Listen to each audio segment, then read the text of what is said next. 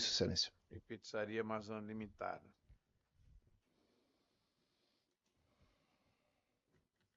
Tem a palavra, doutor Renato. Muito obrigado, Excelência.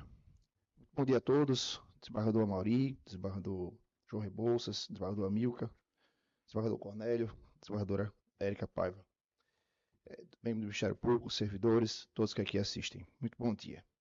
Excelências, nós estamos numa causa, que eu até estava falando sobre isso na segunda Câmara, que ela está chegando para o tribunal e vai chegar com um número cada vez maior.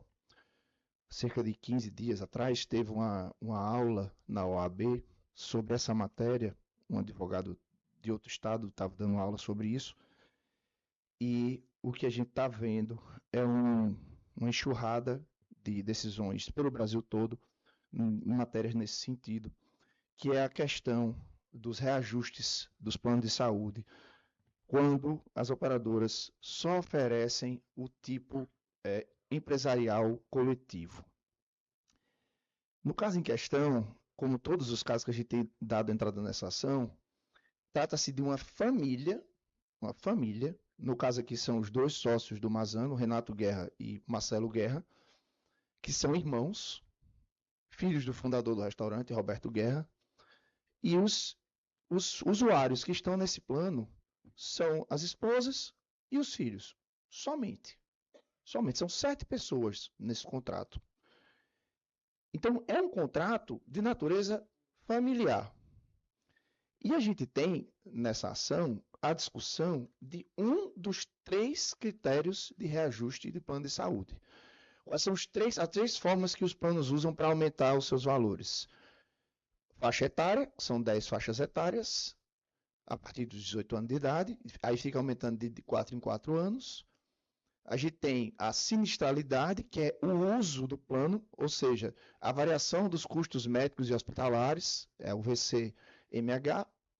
Então, se você usa o plano, faz uma cirurgia, a operadora faz um cálculo e diz que você aumentou a sinistralidade do plano e aí começa a cobrar mais de você por causa da sinistralidade.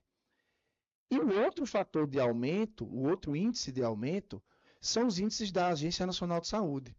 E aí tem um ponto que muita gente confunde, muita gente não compreende. Quando a gente está falando de plano empresarial, existem 2 tipos. Os planos com mais de 30 vidas, mais de 29 vidas, 30 para frente e 29 para baixo. Nos planos que têm 29 vidas para baixo, a operadora ela tem que obedecer um índice do plano empresarial, não é um índice solto. Então, a gente tem os valores dos reajustes. Quando a gente está falando de um plano familiar, que é o caso aqui, a gente tem os índices de reajuste para planos familiares e planos individuais. Aí a operadora faz, mas a gente não vende plano familiar. Mas isso aí é justamente venir contra fato próprio, né? É ela mesma que não oferece o plano. Então, a gente tem o agravo interno no agravo no STJ, que é citado inclusive pela decisão monocrática do desembargador Amauri, quando negou a tutela de urgência no agravo, e ele fala que o plano coletivo, esse agravo em RESP fala que o plano coletivo atípico, com um número diminuto de participantes, pode ser tratado como plano individual ou plano familiar. Então, a gente não está divergindo na tese, desembargador. Aí, inclusive, no voto de Vossa Excelência da decisão monocrática, foi citada uma outra decisão em um outro agravo de um outro processo, mas lá, naquela decisão, é preciso fazer uma distinção. Não tem naquela decisão os requisitos que a gente tem aqui. O que a gente tem aqui é um plano diminuto, com 7 pessoas, todos da mesma família, não tem um funcionário nesse plano, onde os índices que estão sendo aplicados são os índices de planos empresariais coletivos por adesão. Então, o que a gente tem aqui? A gente tem uma operadora que, ao invés de aplicar 146% de aumento, ela aplicou 572% de aumento. E aí, quando Vossa Excelência nega na decisão monocrática, fundamenta no sentido de que não houve expressamente um aumento no valor do plano. Mas houve, está aqui. Esse é o índice oficial. O aumento do plano de 2015 para 2025 foi de 572% e 572,58%, quando, na verdade, deveria ser 146%. Então, o plano aumentou quase 4 vezes mais do que deveria aumentar.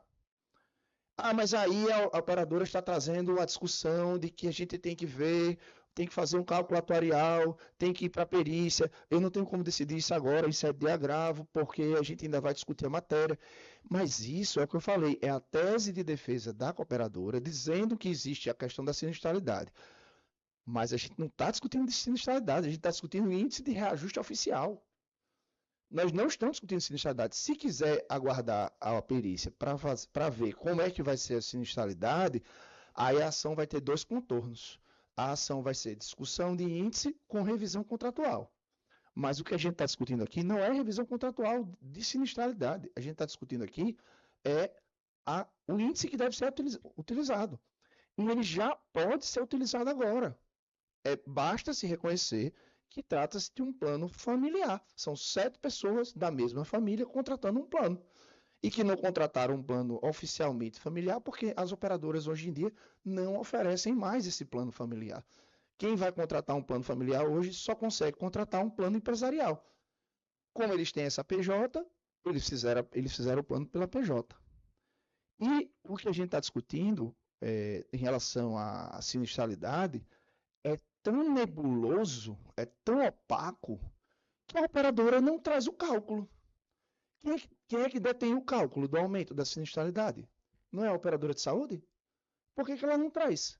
Porque tem que ter uma perícia para que o perito descubra quais são os critérios que a operadora utilizou para fazer o aumento da sinistralidade.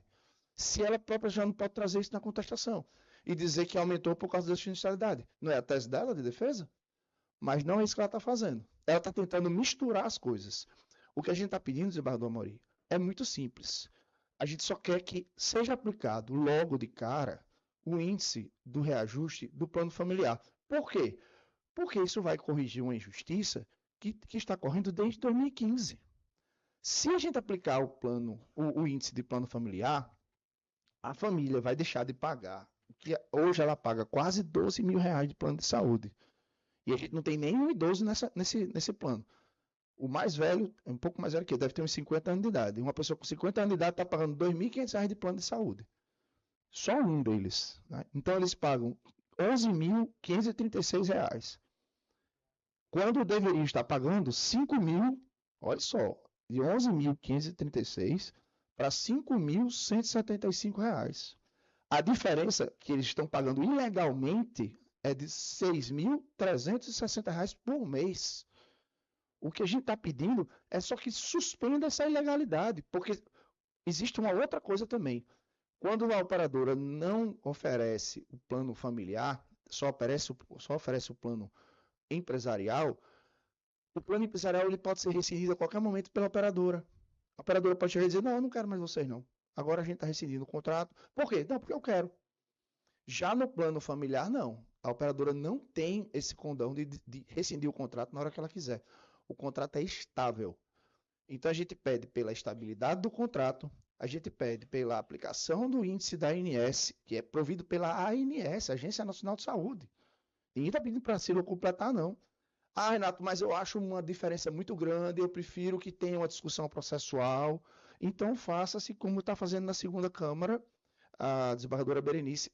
Não, desculpe, deixa eu corrigir. Não, a desembargadora Berenice, não foi a segunda Câmara. A segunda Câmara tem o posicionamento de que tem que ser aplicado o índice da ANS, do jeito que eu estou pedindo aqui.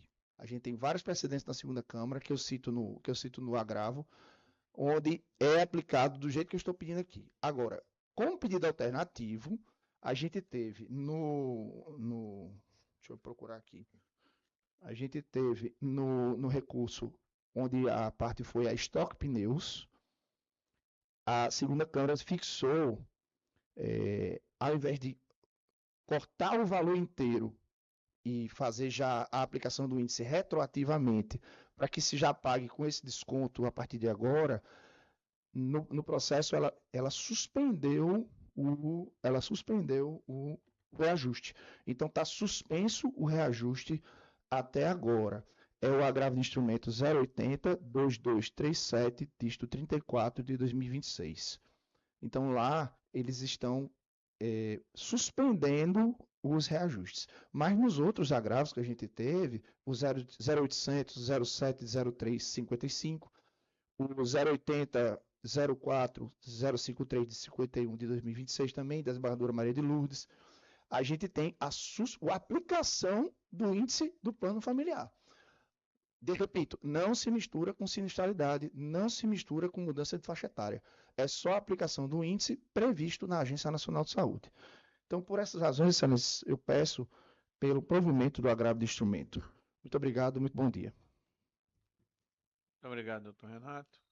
Essa matéria é sempre recorrente aqui na nossa Câmara e nas demais, como bem salientou o advogado da tribuna, mas eu estou aqui seguindo já precedentes da nossa Corte e penso que em sede de agravo de instrumento seria temerário se fixar de imediato esse percentual de reajuste, quando se discute exatamente qual o percentual ser aplicado, naturalmente em face da discussão de se trata de realmente plano familiar ou o chamado falso coletivo, como